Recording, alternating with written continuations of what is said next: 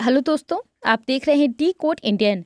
तो यहाँ पे रिजर्व बैंक ऑफ इंडिया के द्वारा अब एनबीएफसीज एक्सपोजर के ऊपर भी लेंडिंग कैप्स इम्पोज कर दिया गया है। अभी तक क्या होता था कि सिर्फ बैंकों के द्वारा जो एक्सपोजर दिया जाता था, एक्सपोजर का मतलब यहाँ पे जो कंपनियाँ होती हैं, नॉन बैंकिंग फाइनेंशियल कंपनियाँ या फिर जो बैंक होती हैं, वो किसी फर्म को, कंपनी को या फिर जो बिजनेसेस वगैरह को फंडिंग करती है, तो वही एक्सपोजर कहलाता है। तो बैंकों के द्वारा जो भी एक्सपोजर दिया जाता था अभी तक, उसके ऊपर आरबीआई ने कुछ कुछ प्रतिबंध लगाए हुए थे।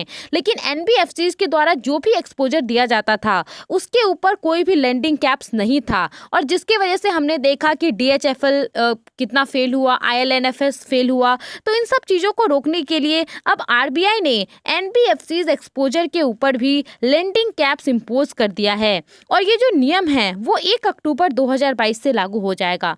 तो आज की इस वीडियो में हम इसी के बारे में बात करने वाले हैं कि क्या क्या कैप्स यहाँ पे लगाए गए हैं, गाइडलाइंस में क्या कहा गया है। तो चलिए शुरू करते हैं। और सबसे पहले थोड़ा सा हम बैकग्राउंड में बात कर लेते हैं ताकि हमें चीज़ें समझने में आसानी हो। तो पिछले साल ही आरबीआई के द्वारा अक्टूबर के महीने में ही सभी एनबीएफसीज के लिए न्यू स्केल बेस्ड रेगुलेशन को लाया गया था, और इसके तहत कहा गया था कि जितनी सारी भी एनबीएफसीज हैं हमारे देश में, वो अपने साइज, एक्टिविटी और उसके अंदर जितना रिस्क है उसके हिसाब से उनको 4 भागों में बांट दिया जाएगा, 4 लेयर में उनको डाल दिया जाएगा। सबसे जो निचला लेयर होगा वो बेस लेयर कहलाएगा और उसको एनबीएफसी बीएल कहा जाएगा। उसके बाद वाला जो लेयर होगा वो मिडिल लेयर कहलाएगा, जिसको एनबीएफसी एमएल कहा जाएगा। तीसरे नंबर पे जो लेयर होगा उसको अपर लेयर कहा जाएगा, एनबीएफसी यूएल, और जो टॉप में लेयर होगा उसको टॉप लेयर कहा जाएगा, एनबीएफसी टीएल। अब यहाँ पे इन सभी लेयर में, ये जो 4 लेयर हैं, इन सभी लेयर में कुछ कुछ एनबीएफसीज को डाल दिया जाएगा। अब वैसी एनबीएफसी जिनका एसेट साइज 1000 करोड़ रुपए तक है, तो उस पर्टिकुलर एनबीएफसी को मान लीजिए कि बेस लेयर में डाल दिया गया। उसके बाद ऐसी एनबीएफसी जिसका एसेट साइज 1000 करोड़ रुपए से ज़्यादा है, तो वैसी पर्टिकुलर एनबीएफसी को मिडिल लेयर में डाल दिया जाएगा। उसके बाद जो ये अपर लेयर है, इसमें इंडिया के टॉप 10 एनबीएफसी को रखा जाएगा। और ध्यान रखिएगा कि जैसे जैसे हम लोग ऊपर जा रहे हैं, मतलब जैसे कि बेस लेयर में कोई एनबीएफसी है तो इसके ऊपर आरबीआई थोड़ा सा कम निगरानी रखेगा, मिडिल लेयर में है तो उसके ऊपर थोड़ा सा ज़्यादा रखेगा, अपर लेयर में अगर कोई एनबीएफसी है तो इसके ऊपर बहुत ज़्यादा निगरानी रखा जाएगा आरबीआई के द्वारा। अब ये जो टॉप लेयर है, इसमें वैसे एनबीएफसी को डाला जाएगा जो पहले अपर लेयर में होंगी। अब अपर लेयर में जब वो होंगी तो अचानक से क्या होगा, मान लीजिए कि उस पर्टिकुलर एनबीएफसी में थोड़ा रिस्क ज़्यादा बढ़ गया, आरबीआई को ऐसा लगता है कि इसके ऊपर थोड़ी सी ज़्यादा निगरानी रखनी चाहिए, तो इस केस में उस पर्टिकुलर एनबीएफसी को टॉप लेयर में डाल दिया जाएगा। आई होप आपको समझ में आ गया होगा कि ये जो न्यू स्केल बेस्ड रेगुलेशन है वो क्या है। तो ये भी 1 अक्टूबर 2022 से लागू होगा, और इसके तहत ही ये जो अभी नए नियम के बारे में हम लोग बात करने वाले हैं, lending caps on NBFC exposure, ये भी इसके साथ ही लागू होगा। अब आरबीआई के द्वारा जो नोटिफिकेशन रिलीज़ किया गया है उसमें कहा गया है कि अपर लेयर के अंदर जो भी एनबीएफसी हैं उनका जो एग्रीगेट एक्सपोजर होगा एक पर्टिकुलर एंटिटी के लिए, एक पर्टिकुलर कंपनी के लिए, वो उस पर्टिकुलर एनबीएफसी के कैपिटल बेस से 20% से ज़्यादा नहीं होना चाहिए किसी भी कंडीशन में। अब मान लीजिए कि उस पर्टिकुलर एंटिटी को और भी ज़्यादा लोन चाहिए, तो इस केस में एनबीएफसी का जो बोर्ड है उसकी मीटिंग होगी, और जब बोर्ड उस लोन को अप्रूव करेगा तो वो और 5% यानी कि 25% बोर्ड के अप्रूवल के साथ वो यहाँ पे ले सकता है।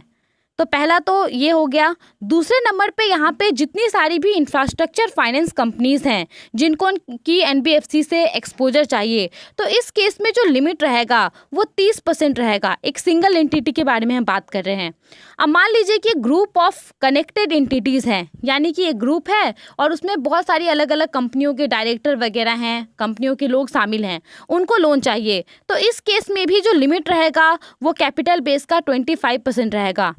अब मान लीजिए कि ये जो ग्रुप ऑफ कनेक्टेड एंटिटी है वो इंफ्रास्ट्रक्चर फाइनेंस कंपनीज की है, तो इस केस में ये जो लोन का लिमिट है वो 35% रहेगा।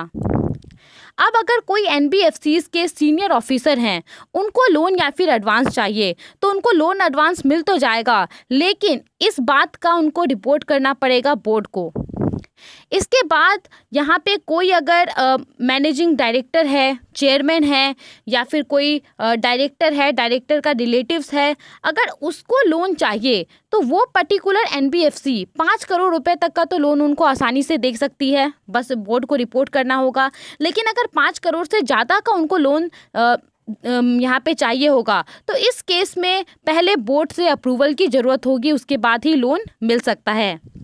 अब मान लीजिए कि कोई एक ऐसी कंपनी है जिस कंपनी में एनबीएफसी का कोई डायरेक्टर या फिर डायरेक्टर का कोई रिलेटिव पार्टनर है, मैनेजर है, एम्प्लॉय है या फिर गारंटर है, तो उस पर्टिकुलर फर्म को यहाँ पे लोन ग्रांट नहीं किया जा सकता है।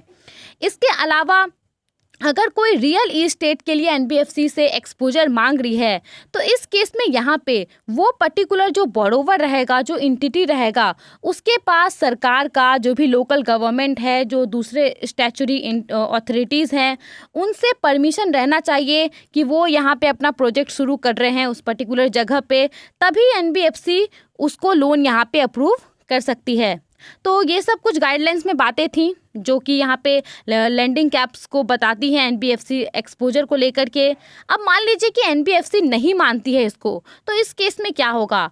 अब यहाँ पे अगर एक्सपोजर लिमिट जो ब्रीच होता है तो इस केस में एनबीएफसी को तो पता चल ही जाएगा कि उन्होंने यहाँ पे ब्रीच किया है इस लिमिट को, तो एनबीएफसीज को खुद से यहाँ पे रिपोर्ट करना पड़ेगा डिपार्टमेंट ऑफ सुपरविजन जो कि आरबीआई के अंदर है उनको। और यहाँ पे उनको क्या करना पड़ेगा, वो जो फर्दर एक्सपोजर होगा उनको वो बंद कर देंगे, वो फिर किसी और कंपनी को लोन वगैरह नहीं देंगे, तब तक नहीं देंगे जब तक कि उनका जो एक्सपोजर का लिमिट है वो वापस से डाउन ना हो जाए। इसके अलावा अगर आरबीआई को लगता है कि कोई एक एनबीएफसी नियमों का पालन नहीं कर रही है, उसमें वो पूरी तरीके से फेल हो चुकी है, तो आरबीआई यहाँ पे उस पर्टिकुलर एनबीएफसी के ऊपर पेनल्टीज भी इम्पोज कर सकती है।